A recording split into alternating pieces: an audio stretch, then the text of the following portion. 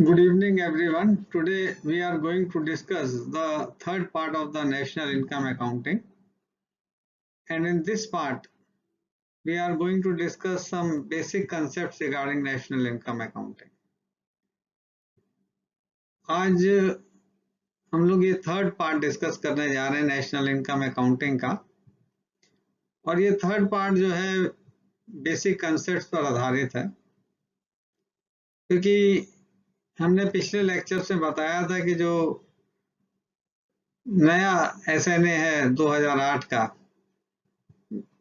और जिसको हमने अडोप्ट किया है 11-12 बेजियर किस पर जितनी भी नेशनल अकाउंट स्टैटिस्टिक बेस करती है, it is primarily based on the system of national account 2008, और उसमें बहुत से बदलाव हुए हैं, और इसलिए जो बेसिक कंसेप्ट्स पहले थे और जो अब हैं उनमें काफी परिवर्तन है. So there is a lot of difference between the national account statistic that used to exist at the old base year 2004-05 and at the new base year 2011-12. So because 2011-12 is entirely based on SNA 2008 system, therefore all the concepts that we will be using is being provided in the India's National Account Statistics published by National Statistical Office, and based on those new concepts we will be discussing this part of the lecture.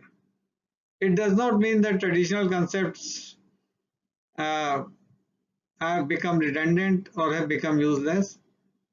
They still carry weight, but because we can say that they have become obsolete with the passage of time, therefore it becomes imperative for us to discuss national account statistics on the basis of the new concepts that have been embodied in the National Account Statistics published by the National Statistical Office. And these concepts are basically in line with the SNA 2008 system. The concept that we will be discussing is the GVA at basic price and GDP at factor cost. GDP at factor cost have become redundant, but we will try to compare between GVA at basic prices and GDP at factor cost. तो आज के lecture में हमारा सारा जोर जो है basic concept पे रहेगा, और बेसिक कंसेप्ट हम लोग इस एक पार्ट लेक्चर में कवर नहीं कर पाएंगे, इसमें हमें 2-3 पार्ट लेने पड़ेंगे, तभी ये सारे बेसिक कंसेप्ट कवर हो पाएंगे. तो आज हमारा जो अभी इनिशियल पॉइंट ऑफ डिस्कशन है वो है, क्योंकि पहले हम लोग जीडीपी एट फैक्टर कॉस्ट निकाला करते थे और उसी पे एनएनपी एट फैक्टर कॉस्ट होता था और उसे हम नेशनल इनकम कहते थे, लेकिन अब GDP at factor cost concept जो है वो उसकी गणना बेसिकली नहीं होती, लेकिन फिर भी जो जीडीपी एट फैक्टर कॉस्ट का कंसेप्ट होता था उसको हम कंपेयर कर सकते हैं जीवी एट बेसिक प्राइसेस, क्योंकि अब जो है नेशनल अकाउंट स्टैटिस्टिक्स में आपको जीवी एट बेसिक प्राइसेस मिलेगा, और जीवी एट बेसिक प्राइसेस को आप जीडीपी एट फैक्टर कॉस्ट से कंपेयर कर सकते हैं और डिफरेंस देख सकते हैं. यहाँ पे लिखा हुआ है हमने कि concept pertaining to GVA and GDP at basic price and factor cost. In the SNA 2008, the focus is on gross value added at basic price. यानी जो SNA system of national accounts है उसका सारा फोकस जो है GVA at basic prices पर है, और GVA at basic price होता क्या, gross value at basic price जो है it is simply the difference between gross value of output and the value of input used up in the production process, also termed as intermediate consumption. तो जो value of input used up in the production process है उसे हम short में intermediate consumption कहते हैं. तो gross value added जो है डिफरेंस है दोनों का, ग्रॉस वैल्यू ऑफ आउटपुट और इंटरमीडिएट कंजम्पशन का. सिंबॉलिकली नीचे लिखा हुआ है, आप इसे याद रख सकते हैं, GV at basic prices is equal to gross output value या ग्रॉस वैल्यू ऑफ आउटपुट, एक ही बात है, माइनस इंटरमीडिएट. अब यहाँ हमने नोट लिखा हुआ है कि जो ग्रॉस वैल्यू ऑफ आउटपुट है या ग्रॉस आउटपुट वैल्यू है, इसमें नेट ऑफ प्रोडक्शन टैक्सेस जुड़े रहते हैं. क्योंकि प्रोडक्शन टैक्सेस को भी आगे हमने डिफाइन भी किया है, स्टैम्प है, रजिस्ट्रेशन फीस है, तो जो भी स्टैम्प रजिस्ट्रेशन फीस है लैंड की वो आप पहले पे कर देते हैं, तो जो भी ग्रॉस वैल्यू ऑफ आउटपुट है उसमें वो जुड़ी रहती है, उसमें अलग से जोड़ने की जरूरत नहीं है। इसी तरह से जो प्रोडक्शन सब्सिडीज गवर्नमेंट लमसम वे में देती है, बेसिकली रेलवेज में देती है, एक तरह से वो इनपुट को सब्सिडाइज करती है इनपुट प्राइजेस को, तो वो प्रोडक्शन सब्सिडीज भी जुड़ी रहती हैं। तो इसलिए ग्रॉस वैल्यू ऑफ आउटपुट में दोनों चीजें जुड़ी हैं, इसलिए जब ग्रॉस वैल्यू ऑफ आउटपुट या ग्रॉस आउटपुट वैल्यू में से आप इंटरमीडिएट कंजम्पशन घटा देंगे तो वो आपको जीवीएट बेसिक प्राइस देगा। उसमें अलग से हमें प्रोडक्शन टैक्सेस जोड़ना नहीं है या प्रोडक्शन सब्सिडीज को नहीं घटाना है, क्योंकि ऑलरेडी वो उसमें ग्रॉस वैल्यू ऑफ आउटपुट में इंक्लूडेड है। So gross value of output is simply the difference between GV at basic prices is simply the difference between gross value of output and intermediate consumption.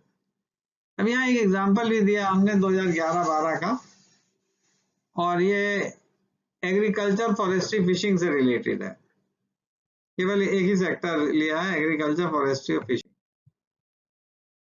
अब यहाँ लिखा हुआ है कि ये 2011-12 के बेस ईयर पर है, तो बेस ईयर की जब हम बात करते हैं तो हम चाहे कांस्टेंट प्राइसेस लें 11-12 के, चाहे करंट प्राइसेस लें, दोनों पे आपको जीवीएस सेम मिलेगा। ये फायदा है, इसलिए 11-12 लिया। बाकी सालों में तो कांस्टेंट और करंट प्राइस डिफर करेगा, लेकिन बेस ईयर क्योंकि 11-12 है इसलिए 11-12 प्राइस लेंगे तो कांस्टेंट प्राइस भी वही होगा जो करंट प्राइस पे होगा, जीवीएस दोनों पे सेम होगा, कोई भी डिफरेंस नहीं होगा। As we know, a national account statistic is same at current and constant prices for the base year. Hence, example is relevant for both current and constant prices. क्योंकि 11-12 अभी हमारा बेस ईयर है, इसलिए जब हम base year के ले रहे हैं तो कांस्टेंट चाहे आप प्राइसेस पे जीवीए लें या करंट प्राइसेस पे, वो सेम आएगा। यहाँ लिखा हुआ gross value of output agriculture forestry fishing के लिए है 19,45,111 करोड़ है, और इंटरमीडिएट कंजम्पशन 4,43,163 करोड़ है। अब इन दोनों को आप माइनस कर दीजिए तो 15,01,947 करोड़ आ जाएगा। इक्वेशन 1 दी हुई है, ये एग्रीकल्चर फॉरेस्ट्री और फिशिंग का है, gross value added at basic prices 15,01,947 crore. Equation 1 यहाँ लिख दी गई है। Alternatively one can estimate GV at basic prices by way of income method. ये जो हमने जीवीए निकाला है ये प्रोडक्ट मेथड से निकाला है। ये प्रोडक्ट मेथड में जीवी एट बेसिक प्राइस हमने बताया डिफरेंस है ग्रॉस वैल्यू ऑफ आउटपुट का और इंटरमीडिएट कंजम्पशन का। अब इनकम मेथड में जब हम जाते हैं तो gross value of added at basic price किसके बराबर होता है? ये बराबर होता है payments made to factors of production. जो भी पेमेंट्स हम फैक्टर ऑफ प्रोडक्शन को करते हैं, लैंड है, रेंट है, लैंड पे रेंट हम पे करते हैं, labour compensation to employees wages जिसे कहते हैं, कैपिटल इंटरेस्ट हम पे करते हैं, एंटरप्रेन्योरशिप पे प्रॉफिट, तो इन सबको हम ऐड करते हैं, रेंट, वेजेस या कंपेंसेशन टू एम्प्लॉइज, प्रॉफिट और इंटरेस्ट। साथ ही साथ हमें provision consumption of fix capital जो हम रख रहे हैं, कंजम्पशन ऑफ फिक्स कैपिटल और डेप्रिसिएशन में थोड़ा डिफरेंस है, लेकिन शॉर्ट में कई बार हम डेप्रिसिएशन लेते हैं क्योंकि डेप्रिसिएशन हिस्टोरिकल कॉस्ट पे ली जाती है, और कंजम्पशन ऑफ फिक्स कैपिटल हम करंट प्राइस पे लेते हैं। तो जो भी हम पेमेंट फैक्टर्स ऑफ प्रोडक्शन को कर रहे हैं, चाहे कंपनसेशन टू एम्प्लॉइज हो, रेंट हो, इंटरेस्ट हो, प्रॉफिट हो, उसमें हम कंजम्पशन ऑफ फिक्स कैपिटल जोड़ दें और फिर नेट ऑफ प्रोडक्शन टैक्सेस जोड़ दें। नेट ऑफ प्रोडक्शन टैक्सेस मतलब production taxes minus production subsidy, तो हमें इनकम मेथड से जीवी एट बेसिक प्राइस मिल जाएगा और दोनों सेम आने चाहिए। अब यहाँ शॉर्ट में हमने लिखा हुआ GV at basic price is equal to compensation paid to employees plus operating surplus operating compensation paid to employees मतलब वेजेस हो गया। ऑपरेटिंग सरप्लस जो है वो रेंट हो गया, इंटरेस्ट हो गया, प्रॉफिट हो गया। ऑब्लिक मिक्स इनकम है, कई जगह ऑपरेटिंग सरप्लस नहीं मिलता, वहां मिक्स इनकम लेते हैं। तो वहां पे हम ऑपरेटिंग सरप्लस की जगह मिक्स इनकम ले लेते हैं। फिर कंजम्पशन ऑफ फिक्स कैपिटल उस पर जोड़ देते हैं, और नेट ऑफ प्रोडक्शन टैक्सेस यानी production taxes minus production subsidy. यहाँ हमने नोट लिखा हुआ OS is operating surplus and include rent, interest and profit in case of incorporated enterprises. जो एंटरप्राइजेज इनकॉर्पोरेटेड हैं 1956 एक्ट में, और जहां पे सेपरेट डाटा अवेलेबल नहीं है रेंट, इंटरेस्ट, प्रॉफिट का, तो उन सभी एंटरप्राइजेज में हम मिक्स्ड इनकम ले लेते हैं। Mixed income becomes relevant. तो एक तरह से ऑर्गेनाइज सेक्टर यूजुअली जो है वहां पे आपको डाटा मिल जाएगा रेंट, इंटरेस्ट, प्रॉफिट का। लेकिन जहां पे ये डाटा अवेलेबल नहीं है सेपरेटली, तो हम पूरा मिक्स्ड इनकम ले लेते हैं। Mixed income becomes relevant. तो ये थोड़ा सा डिफरेंस है ऑपरेटिंग सरप्लस और मिक्स्ड इनकम में। और दूसरा जो बी पार्ट है प्रोडक्शन टैक्सेस और प्रोडक्शन सब्सिडीज को हमने डिफाइन किया है यहाँ पे, और लिखा प्रोडक्शन टैक्सेस और प्रोडक्शन सब्सिडीज आर पेड और received on production but are independent of volume of actual production. यानी जो प्रोडक्शन टैक्सेस एंड सब्सिडीज हैं वो दे आर पेड और received on production, but they have nothing to do with the volume of actual production कि production कितना हुआ है, कम ज्यादा है, उससे कोई मतलब नहीं।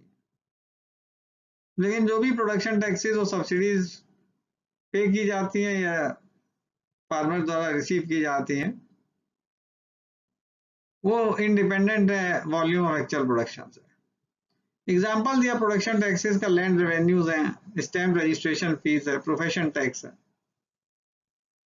प्रोडक्शन सब्सिडीज का एग्जाम्पल दिया subsidies to railway, subsidies to village and small industries etcetera. ये सब चीजें समझने की है, बहुत इंपॉर्टेंट है।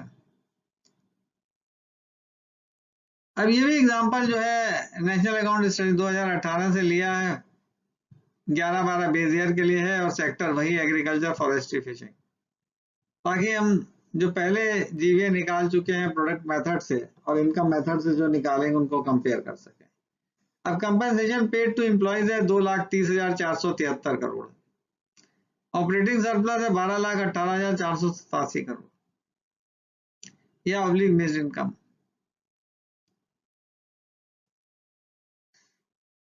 कंजम्पशन ऑफ फिक्स कैपिटल जो है 95,680 करोड़ है, और नेट ऑफ प्रोडक्शन टैक्सेस यानी production taxes minus production subsidies minus में है 42,692 करोड़, नेगेटिव है, यानी सब्सिडीज ज्यादा है।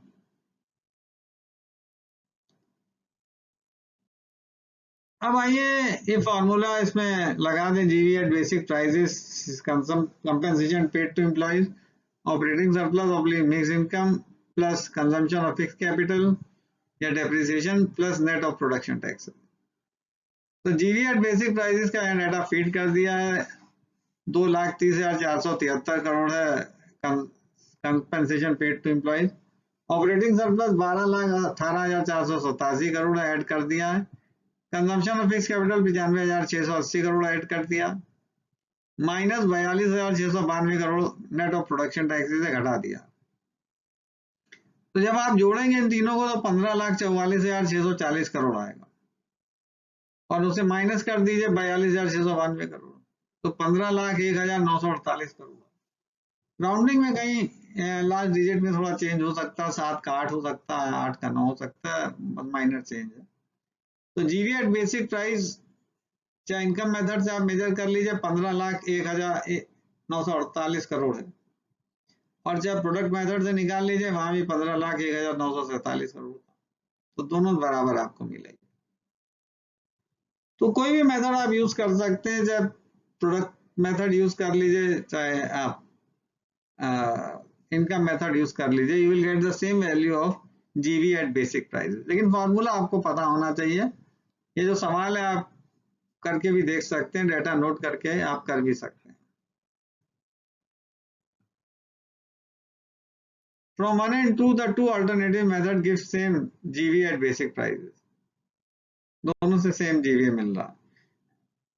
It is in place to mention that though notion of GDP at factor cost is no more in vogue, यानी जो GDP at factor cost है वो फैशन में नहीं है और ना ही उसका डाटा निकाला जाता है और लिखा भी हुआ and its use is amended as per SNA 2008, उसका यूज खत्म हो गया. But one can still derive GDP at factor cost as follows. लेकिन अभी भी हम GDP at factor cost निकाल सकते हैं और ये देख सकते हैं कि GDP at basic prices जिसका डाटा मिल रहा है उससे GDP at factor cost कितना फर्क है, कितना डिफरेंट. बहुत ज्यादा डिफरेंट नहीं होगा क्योंकि फर्क मेनली जो है नेट ऑफ प्रोडक्शन टैक्सेस का है दोनों, तो थोड़ा सा डिफरेंस होगा. GDP एट फैक्टर कॉस्ट अब प्रचलन में नहीं है, ये बात फिर हम दोहरा दें, लेकिन आप जो कंपैरिजन है वो कर सकते हैं क्योंकि GDP एट फैक्टर कॉस्ट अभी हम निकाल सकते हैं और कंपेयर करके देख सकते हैं कि GDP एट बेसिक प्राइसेस और इसमें कितना डिफरेंस है.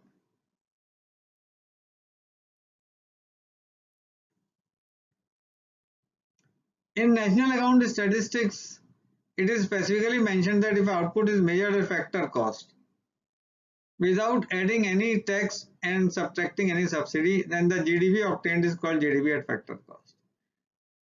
तो अगर आउटपुट फैक्टर कॉस्ट पे मेजर है, उसमें कोई भी टैक्स और सब्सिडी ना हम ऐड करें ना घटाएं, तो जो हमें मिलेगा वो GDP at factor cost की फिगर मिल जाएगी. Alternatively, it is also called as GV at factor cost. GDP at factor cost की जगह हम GV at factor cost भी कह सकते हैं, लेकिन आपको दोनों डेटा नहीं मिलेंगे फैक्टर कॉस्ट पे. ये मैं आपको बता दूं, ये केवल जो डेटा हमारे पास अवेलेबल है उससे हम ये निकाल रहे हैं, लेकिन नेशनल अकाउंट स्टैटिस्टिक्स में इसकी गणना नहीं की जा रही. अब यहाँ लिखा हुआ GDP at factor cost equal to GV at factor cost equal to GV at basic prices minus net of production taxes. तो जो बेसिक प्राइसेस पे आपने GVA निकाला उसमें से नेट ऑफ प्रोडक्शन टैक्सेस घटा दीजिए, तो GV at factor cost is equal to GDP at factor cost is equal to compensation to employees plus operating surplus या mixed income plus consumption of fixed capital. इसमें net of production taxes के जिक्र ही नहीं है. तो this example is for all sectors, ये केवल agriculture के लिए नहीं है, सारे सेक्टर्स के लिए है. At current prices for the year 11-12 at old base year 2004-5 series. Old base year के लिए हम लोग ले रहे हैं. अभी तक जो भी गणना थी वो जो बेस ईयर 2011-12 उस पर की गई थी एग्रीकल्चर, फॉरेस्ट्री और फिशिंग को लेके. अब ये सारे सेक्टर्स कंबाइंड है. 11-12 का ईयर हम ले रहे हैं ये, लेकिन सीरीज ओल्ड बेस ईयर पे है 2004-5 के बेस ईयर पे. ये करंट प्राइस पे डेटा. कंपनसेशन टू एम्प्लॉइज है 26,46,327 करोड़. ऑपरेटिंग सरप्लस या मिक्स इनकम है 48,65,469 करोड़. और कंजम्पशन ऑफ फिक्स कैपिटल है 8,79,895 करोड़. प्रोडक्शन टैक्सेस 1,47,923 करोड़ है और प्रोडक्शन सब्सिडी 4,227 करोड़. अब GDP एट फैक्टर कॉस्ट या GV एट फैक्टर कॉस्ट आपको निकालना है, तो अप्लाइंग द फॉर्मूला आप GDP एट फैक्टर कॉस्ट या GV eight factor cost formula लगा दीजिए, CE plus OS/MI plus CFC.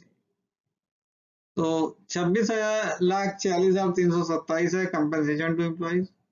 Operating surplus या मिक्स इनकम है 48,65,469 करोड़ और कंजम्पशन ऑफ फिक्स कैपिटल है 8,79,095 करोड़. तीनों का ऐड कर दीजिए तो आपको मिलेगा 83,83,91,691 करोड़. और वैसे आपका करीब 85 लाख के आसपास आया था. तो GDP एट फैक्टर कॉस्ट कम है क्योंकि नेट ऑफ प्रोडक्शन टैक्सेस इसमें जोड़ा नहीं गया है.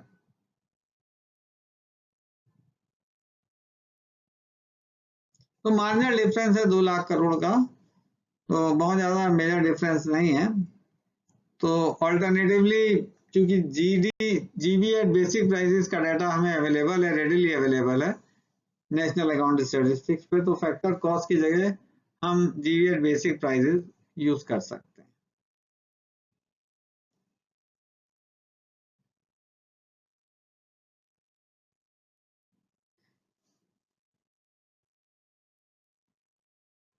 और अब यहाँ पे जीडीपी एट बेसिक प्राइस या जीबी एट बेसिक प्राइसेस हमने निकाल दिया है। जो भी हमारा रिजल्ट आएगा उसमें आप नेट ऑफ प्रोडक्शन टैक्सेस जोड़ दीजिए, तो आपको मिल जाएगा जीडीपी एट बेसिक प्राइसेस जो है 85,35,387 करोड़। तो आप दोनों कंपेयर कर सकते हैं, ये 85 लाख के करीब है और वो 83 लाख के करीब है। और तो जो भी डाटा आप आज यूज कर रहे हैं वो जीबी एट बेसिक प्राइसेस का यूज कर रहे हैं, क्योंकि वही डाटा आपको नेशनल अकाउंट स्टेटिस्टिक्स में मिलेगा। ये फिगर आपको मिलेगी अब 85,35,387 करोड़। लेकिन ये 11-12 के लिए है 2004-5 बेस पर। अब जो नया बेस ईयर है वो 2011-12 है, वो बेस ईयर पे आप निकाल के देखिएगा।